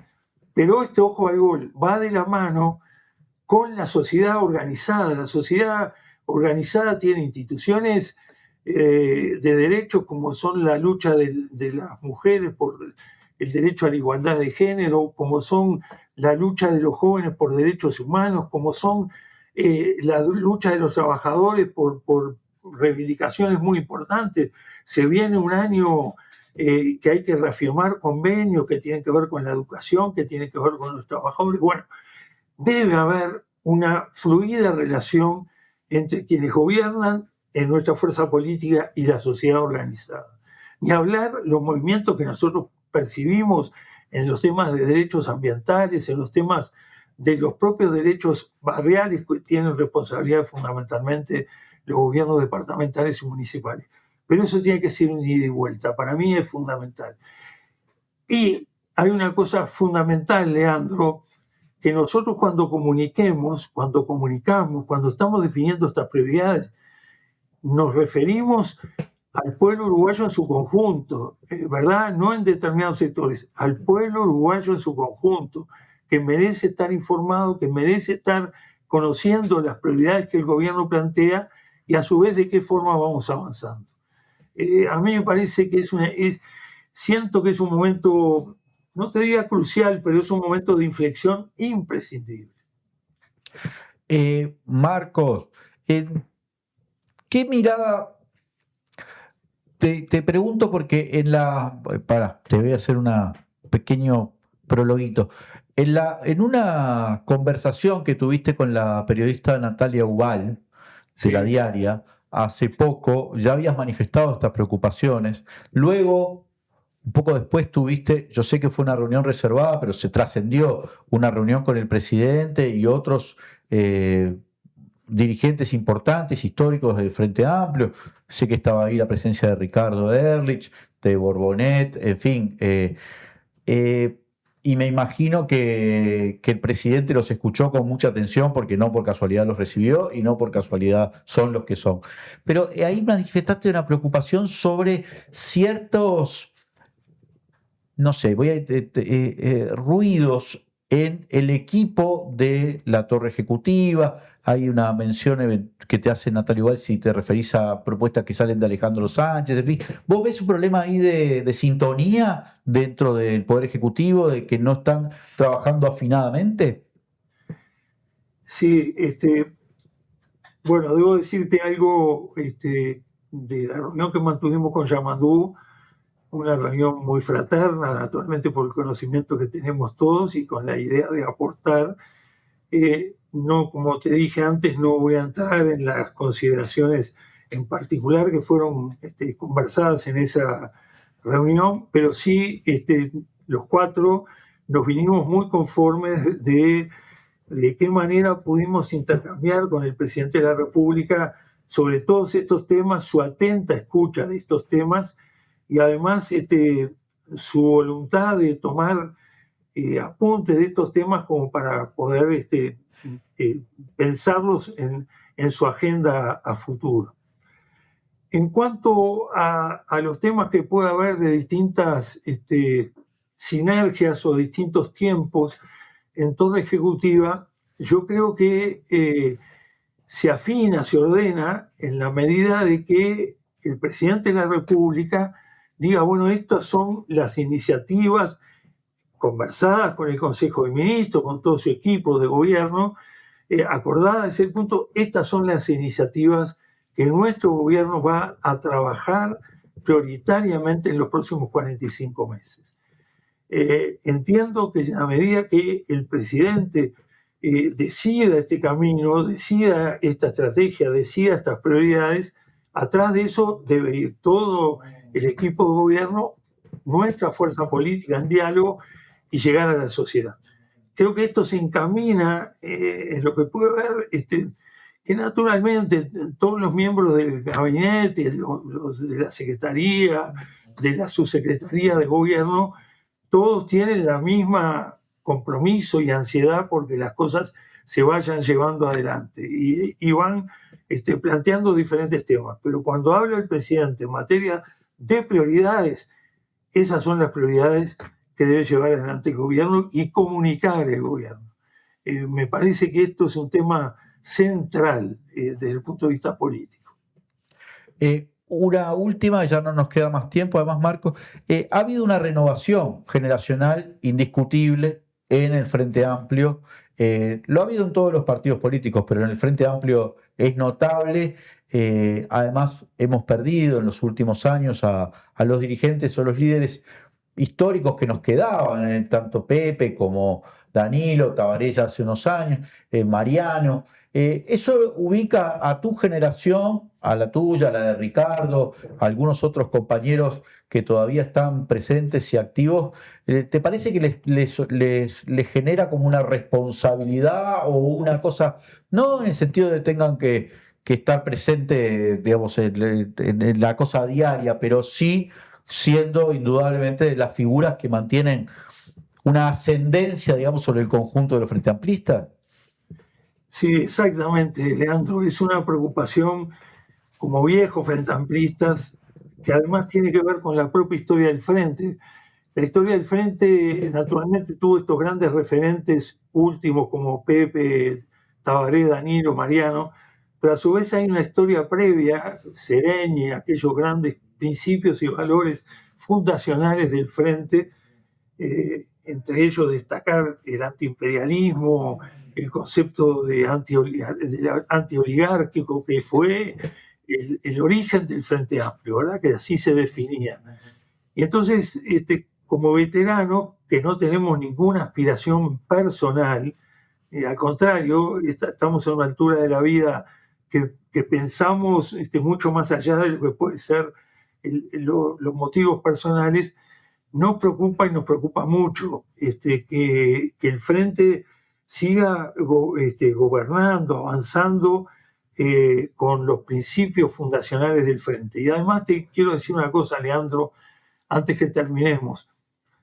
Está como instalado en la militancia frente amplista y como además lo instalan los medios y diferentes gente que opina sobre el tema político, que tras estos 5 años, o tras estos 3 años que vienen, viene un nuevo gobierno del Partido Nacional. Por eso, nuestra preocupación y nuestro punto de inflexión. Nos costó mucho ganar el gobierno, los primeros 15 años de gobierno, nos costó mucho, y sobre todo con el esfuerzo de los frente amplistas, volver al gobierno, porque valoramos y vimos lo que fueron 5 años de gobierno del Partido Nacional. Si algo que a nosotros nos motiva es que en estos 3 años y medio se afiance el programa, la política, el liderazgo del gobierno de izquierda con Yamandú al frente, para asegurar de que nosotros tengamos nuevos periodos de gobierno frente amplista. O sea, que el horizonte que nos preocupa es el horizonte actual y el horizonte de los próximos años, no solo para el gobierno, sino para el propio Frente Amplio, donde la continuidad del gobierno es fundamental. Eso es lo que nos motiva a los viejos. Incluso si vos me dejás a tu viejo, mi querido amigo Alberto, estamos, me parece, todos en la misma. Muchas gracias, Marcos, por este contacto. Realmente para nosotros es un honor y además siempre un placer conversar contigo. Te mandamos un fuerte abrazo. Además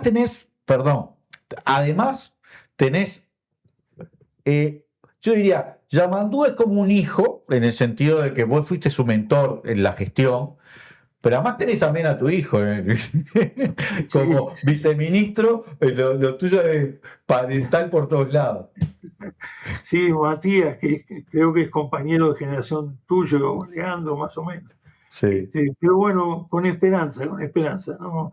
Yo creo que los frente amplistas no podemos perder la esperanza. Al contrario, sigamos pensando con esperanza, que es lo que nos identifica de que nacimos. Y cierro esto diciéndote a vos, adelante, Leandro, desde la comunicación con todo lo que estás haciendo. Realmente nos complace mucho cuando podemos verte, escucharte con esa inquietud y con esa inteligencia que vas planteando los temas. Adelante, ayuda. Muchas gracias, Marco, gracias realmente por este contacto. Gracias a todos los que nos están acompañando. Vamos a hacer un corte y enseguida charlamos, tomamos un café con Víctor Hugo Poppi Avelando en Legítima Defensa, segunda dosis. En estos 35 años nos pasó de todo. Parece que fue ayer. Venía a ayudarme. Despedimos el pasado y bienvenimos el futuro. Café. ¿Me das uno? ¿Cuánto te debo? 350 pesos. Está Caribe. Pero hay algo que no cambió. 35 años y todavía no se avivara. Algún día te vas a avivar. Macromercado. Lo mejor está por pasar.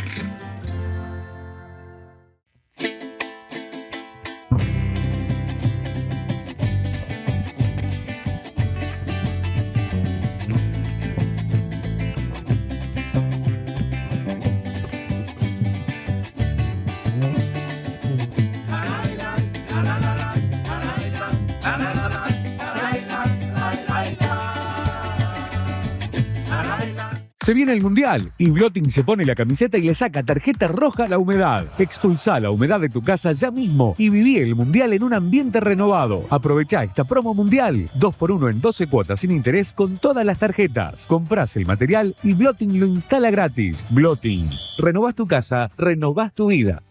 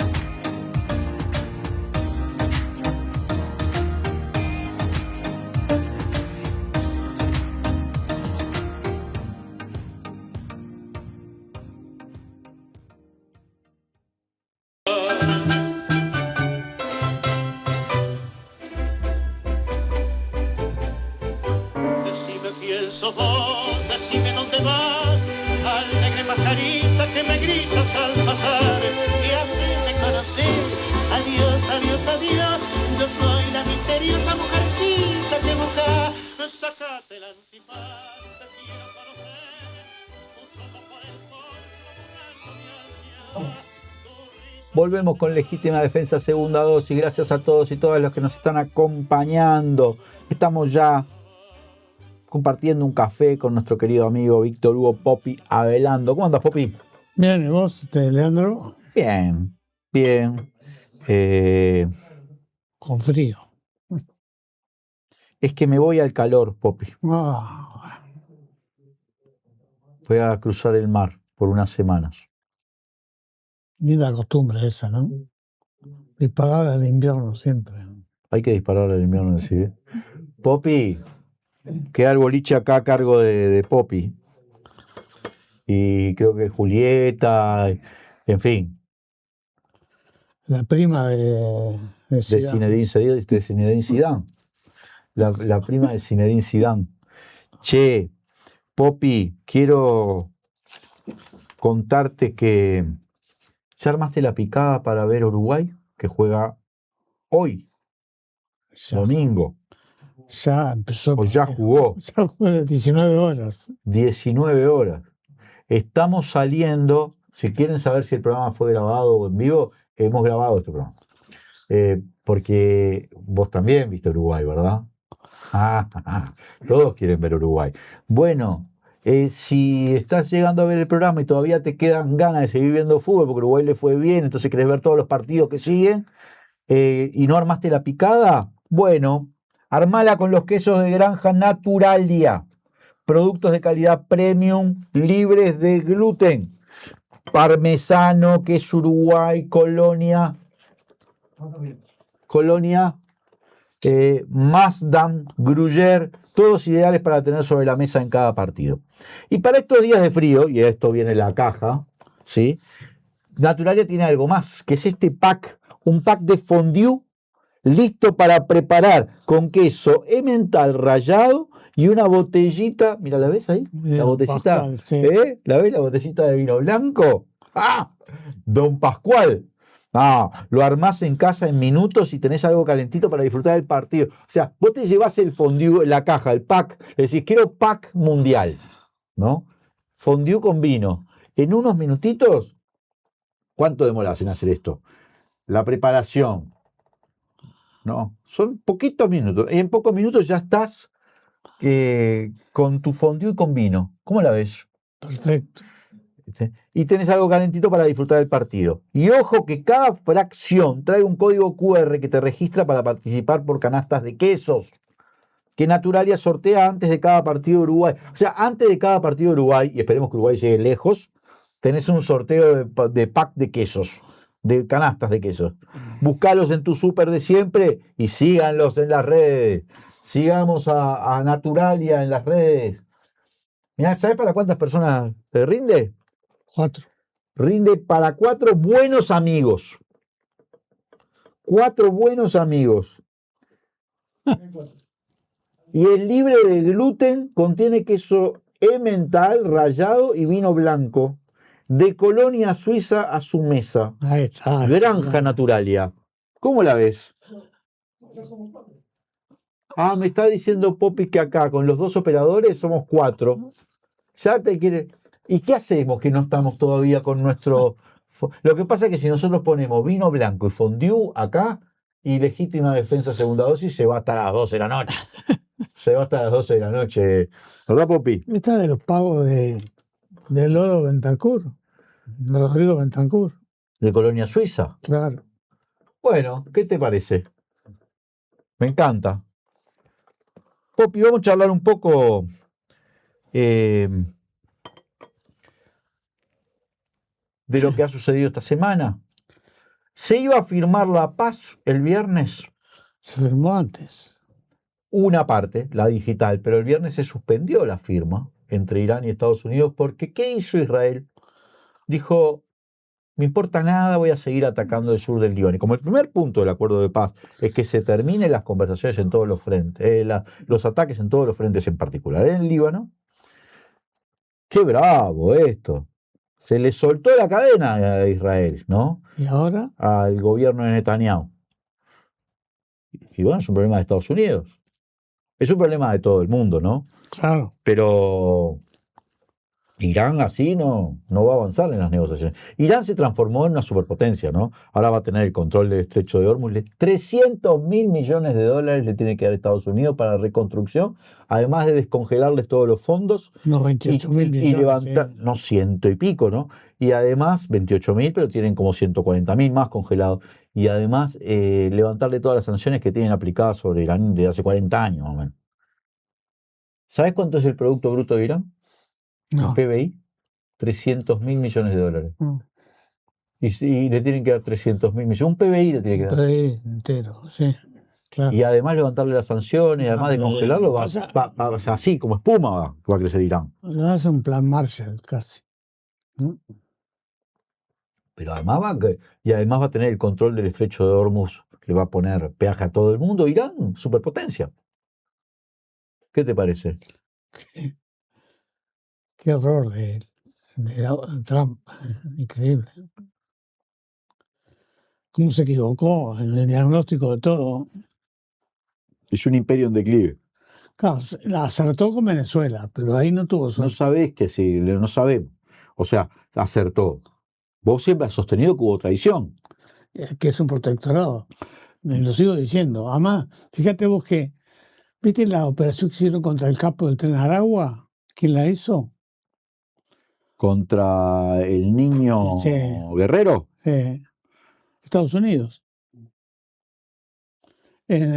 ¿Cómo se llama el escudo de las Américas, no? Eso por la zona minera, el sur de Venezuela. Sí. Porque ahí están las minas de oro. En el marco de eso. El ejercicio militar conjunto ¿Eso no te acordás de eso? ¿Te referís a eso de evacuación de la embajada? Sí. No, es que no quiero hacer un análisis, o sea, no es que no quiera, lo hemos hecho ya en otro momento. Lo que digo es que vos tenés un análisis de lo que sucedió en Venezuela Sí. y entonces lo que sucedió en Venezuela no fue una guerra. No. Lo que sucede en Irán sí es una guerra. No, pero yo lo que te digo es que la intención, él pensó que descabezando Pero si él tenía información, porque la tenía, porque lo de Venezuela claramente implicó inteligencia, sí. también debía tener información de que con Irán no había ese arreglo. Sí, pero también tenía información de dónde estaban, o sea, de dónde estaba toda la gente, como tenía información de dónde estaba Maduro en el momento del ataque, ¿no? Bueno, lo cierto es que en Irán su estrategia no funcionó. No funcionó. No solo no funcionó, sino que Irán le ganó una guerra. Irán derrotó a los Estados Unidos en esta guerra. Lo derrotó militarmente al punto de que Estados Unidos está rogando un acuerdo de paz e Irán diciendo, bueno, si no me cumplí, no. Sí, sí, sí, sí. Y el otro día fue y Estados Unidos atacó dentro de Irán. Irán fue y le volvió a atacar las bases militares. Y no puede Estados Unidos proteger, viste que Estados Unidos atacó los cosos de agua potable en Sirik, no pudo proteger de nuevo a sus aliados. Eso es muy impactante, ¿no? Sí, que además los aliados están dudando si son aliados, porque no pueden defender a los Estados Unidos. Porque no puede defender a los Estados Unidos. La otra que se está complicando es al norte, la guerra entre Rusia y Ucrania, que también debe estar metido la OTAN hasta el fondo. Metida desde el inicio. No, sí está bien, pero estas decisiones de tirar drones contra Moscú ya es otra historia, ¿no? Bueno, pero ahí lo que me preocupa es que Rusia no controla su espacio aéreo. No lo controla. Porque no es la primera vez. Los drones no los controla nadie, ¿eh? Controlan, sí. Yo qué sé, Israel ha controlado drones. Pero no todos. Irán ha controlado drones. Pero no todos. No todos, pero que te lleguen hasta Moscú es bravo, ¿no? Es bravo. Los drones son difíciles de controlar. Sí, además algo que debe tener presente Estados Unidos cuando amenaza con atacar Cuba. Porque los drones son difíciles de controlar. Sí, además, y la respuesta va a ser... Hay una diferencia ahí que es notable, que parece que es lo barato que son los drones comparado con lo caro que son los misiles para bajarlos. $20.000 dice que se cuesta un dron. Que es un auto. O sea, es un $20.000, pero un misil cuesta 300 millones. Claro. 100 millones de dólares. Sí, sí. ¿Sabes cuánto gastó Estados Unidos en la guerra esta? En teoría, entre el bloqueo y la guerra. Como 100.000 millones de dólares. Cuesta caro, ¿eh? Es caro, claro. Y eso sin invadir, o sea, sin meter tropa. Lo que pasa es que no va a meter tropa. No, ya lo sé, pero bueno. Bueno, Popi, escuchame una cosita. Entró la ley de competitividad. Vamos a hablar un poco de la política uruguaya. Sí, dos cosas. Eso y la rendición de cuentas. Pero vamos en orden. Ley de competitividad que entró esta semana. Sí. ¿Qué te parece? No me hagas así. Creo que no va a mover la aguja. De la situación de la gente no va a mover la aguja, ¿no? Hay cosas que me preocupan. Por ejemplo, que indican hacia dónde vamos, ¿no? Viste que deroga la posibilidad de que el Ejecutivo pueda poner retenciones en las exportaciones agropecuarias. Entre otras cosas. Entre otras cosas. Dice que para hacer regulaciones tenés que hacer un estudio de impacto. ¿Qué? Si yo tengo los votos en el Parlamento, te meto la regulación y vos me andás a hacerle el estudio del impacto, ¿sabes dónde? Después te decía otra cosa, yo te comentaba la vez pasada. ¿Ahora no podemos hacer detracciones? No. Yo te dije ¿te acuerdas que lo hablamos? Te dije, esto es copiado, no tan fuerte, pero de la onda desregulación, ¿viste? El Ministerio de Desregulación de Sturzenegger. Sí, Argentina, sí. Pero además otra cosa que hemos conversado también, que es prorroga por 5 años de los permisos. Sí, en lugar de 5, 10. 5 o 10. Delega en la ¿cómo se llama? Sí. Las agencias FDA de la FDA y europea, la habilitación de... Ya era obvio. Es que lo vi venir desde el principio. No puedo creerlo.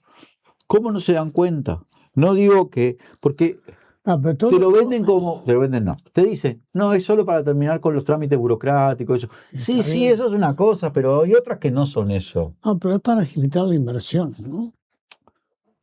Esa es la Popi, si idea. vos no podés tener ni agencias de control regulatorias en el país, o sea, las tenés, pero ya usás la de Estados Unidos o las de Europa, está bien, puede ser que facilite, no sé, la Esa soberanía es la es otra intención, cosa. es eso. Vengan, que acá no va a haber mucho problema, ¿no? Además es peligroso para muchas cosas. Yo que sé, es peligroso eso de la regulación en materia de medicamentos y alimentos, como la FDA, que son drogas y alimentos, y la postergación por 10 años de los permisos, ¿no? Está bien lo de eliminar el papeleo, nadie está en contra de eso. Depende. ¿Mm? Si es un papeleo burocrático, pero vos sabés que Sí. eso no es lo que genera los costos altos. No. Además, yo creo que viste, cuando vos das algo, siempre hacen ejemplos del fascismo. Vos del fascismo. No estoy hablando de fascismo en esto, ojo. Estoy diciendo que frente al fascismo decían, vos no le des cachones porque te avanza más todavía, ¿no? Sí. Entonces al capital, a la inversión extranjera directa, no le des cosas que después te van pidiendo más. Y si no, eso te van para Paraguay, ¿viste? Que es el país del 310, del 10%, ¿no? En todo. Entonces, yo qué sé, va a salir. Va a salir sin problema, ¿no?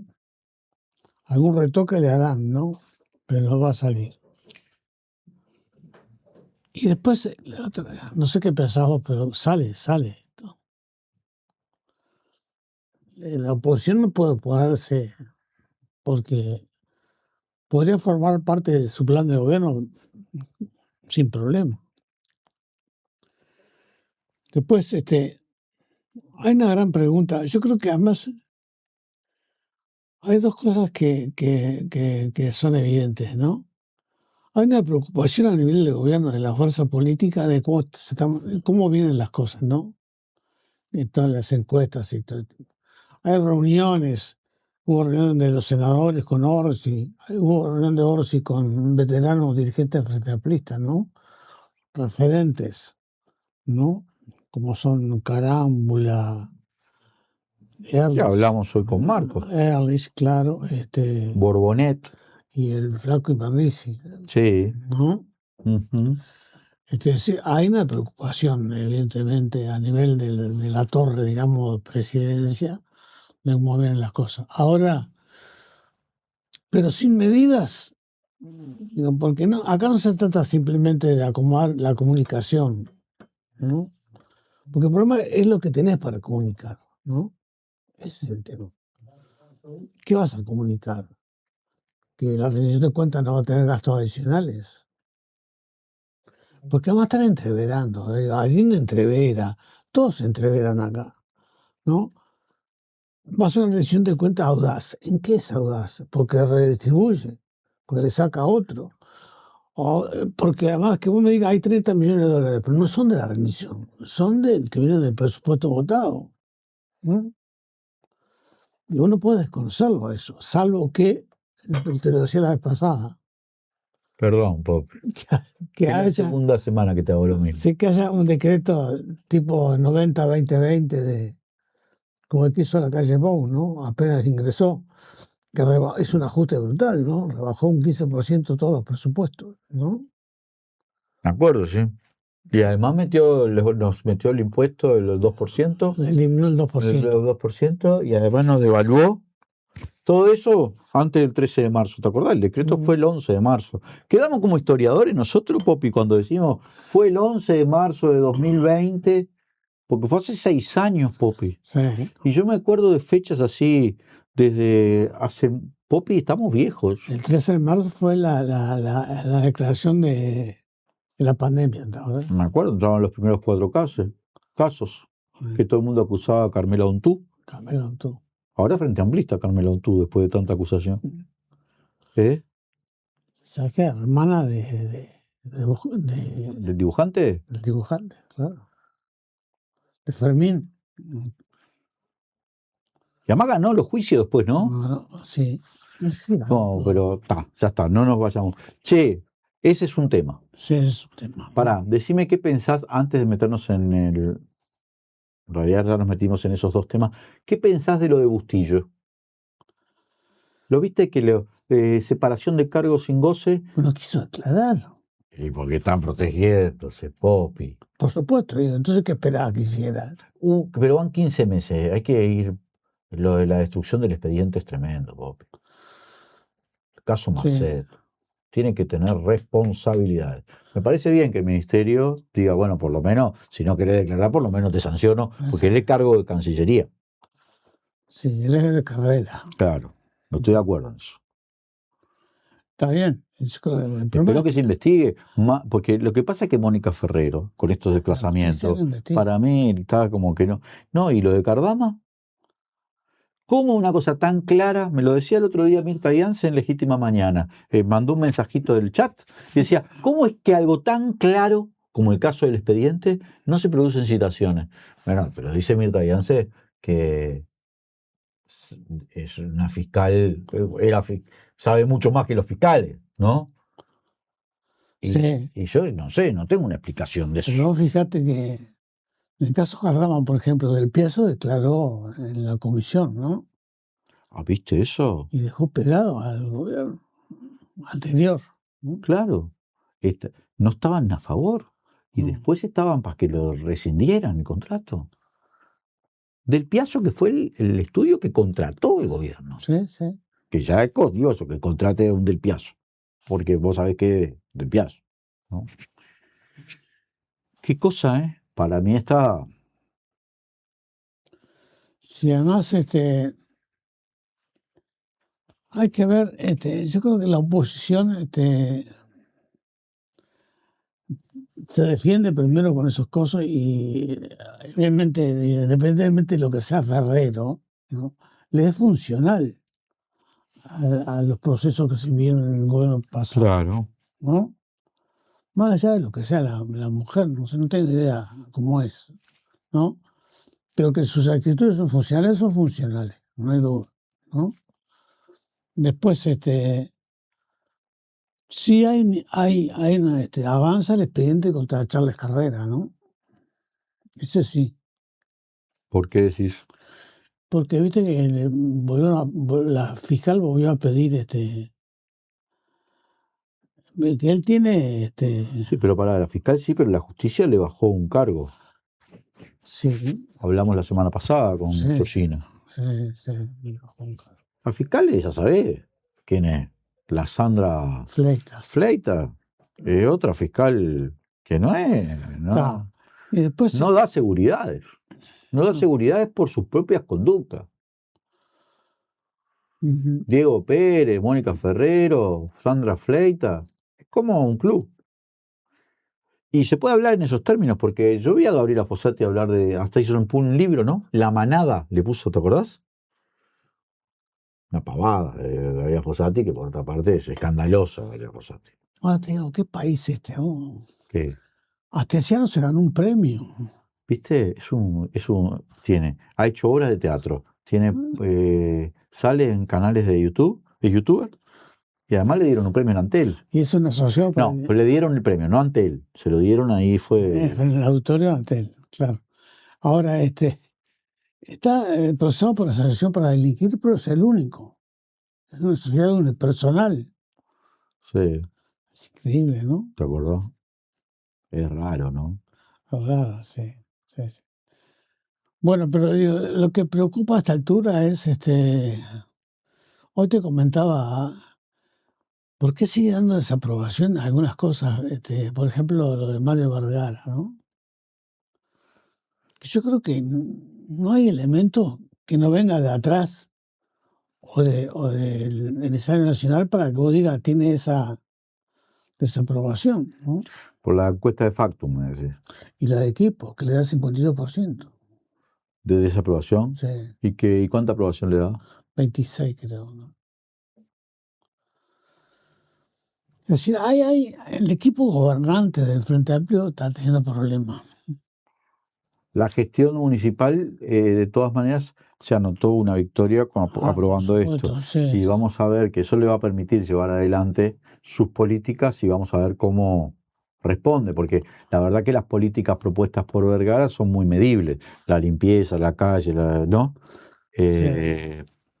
La vereda, si logra pasar todo a contenedores domiciliarios. Lo que pasa es que también han cambiado un poco, porque yo creo que, no sé qué opinas vos, pero el tema de la situación de calle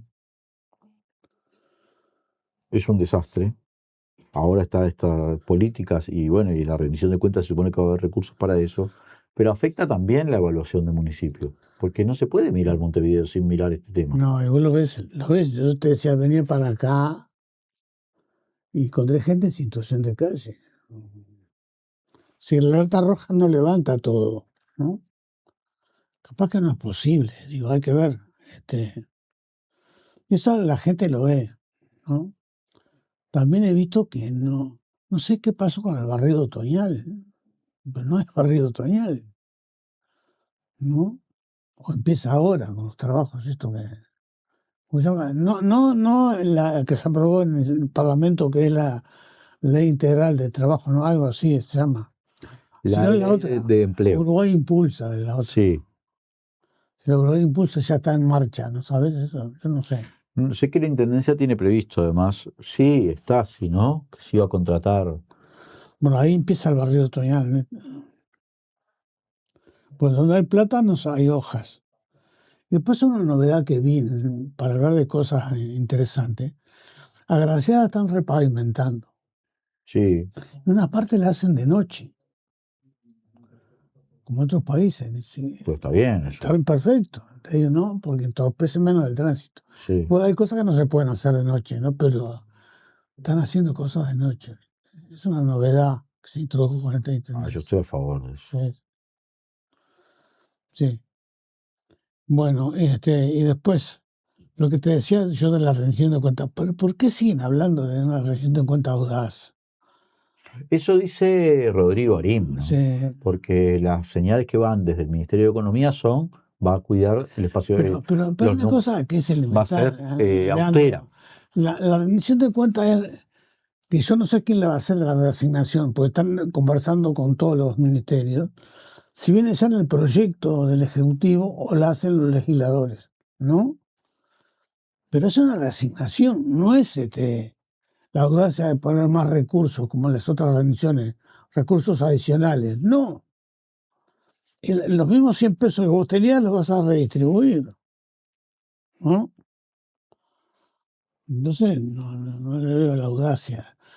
Me parece que esas cosas también ofenden la inteligencia de la gente y generan malestar, ¿no? Porque, sobre todo en la gente, yo no te digo en todo el mundo, porque yo no sé cómo piensa la gente en todos los barrios, pero el formador de opinión sí, ¿no? Los que transmiten opinión o en la militancia que tiene que convencer gente también, ¿no? Que son formadores de opinión. Los militantes son formadores de opinión, ¿no? Y son las cosas que este gobierno, ya lo dijo incluso Gerardo Quetano, este gobierno no tiene en cuenta. No tiene en cuenta. No hay señales para esa gente, ¿no? Y además, como decía un politólogo, el tema no es el frente te escucha, el tema es el frente te explica qué es lo que está pasando y por qué no se pueden hacer algunas cosas. O rinde cuentas, ¿no? Y yo creo además que el frente se está transformando en una válvula de escape para el descontento. Yo saco por ahí las cosas, ¿no? Y dejo tranquilo al gobierno. Pasan los temas internacionales, ¿no? Porque el frente se ha pronunciado sobre todo, ¿no? Cuba, Venezuela, la guerra en Irán, todo, ¿no? Entonces es una especie de válvula de escape.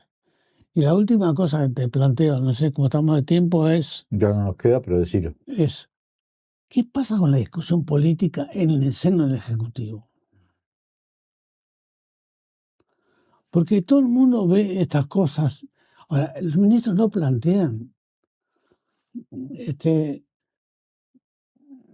Claro, hay dos actitudes posibles. O yo planteo y me peleo, o salgo a defender a rajatabla lo que está haciendo el gobierno, ¿no?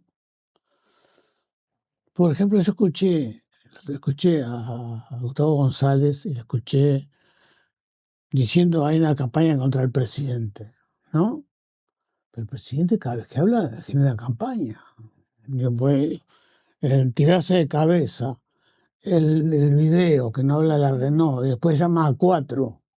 Después dice que tenemos fumo de mambo con el laicismo.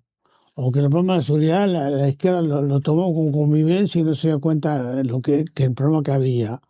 Siempre está generando un descontento. Entonces, ese es un tema que hay que resolver. El tema de los problemas de seguridad es real. La gente dice, o sea, el problema de seguridad existe. No, por supuesto.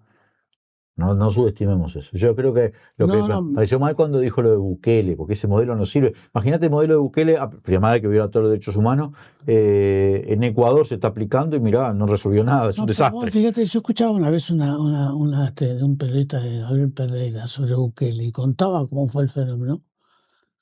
El negocio con los jefes de las maras.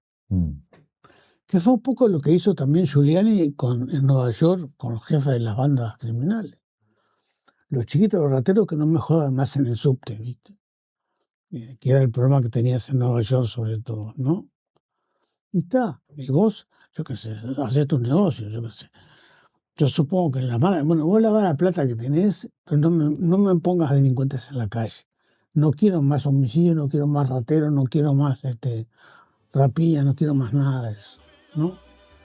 Y violar después todos los derechos humanos. El otro día leí una denuncia de una abogada que está presa hace meses, defensora de derechos humanos, en El Salvador. Nadie sabe dónde está, nadie rinde cuenta, ¿no? Popi, nos quedamos sin tiempo. Bueno. Nos vemos dentro de un par de semanas. Ahí está. Sí. Cuidado el boliche. Lo cuido, ahí va.